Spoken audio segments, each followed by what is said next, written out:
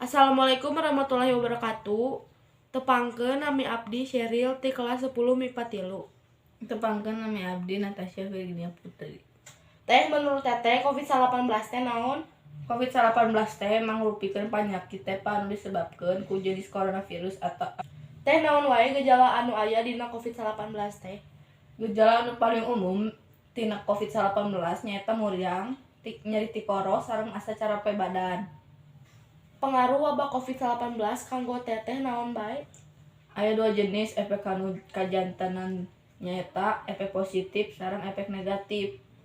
Pengaruh positifnya nyaeta teteh jadi sering kumpul sareng keluarga teteh.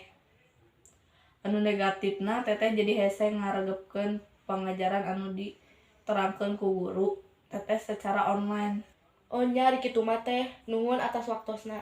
Nya sami-sami. Sakitu wae anu bisa ditepikeun. Assalamualaikum warahmatullahi wabarakatuh.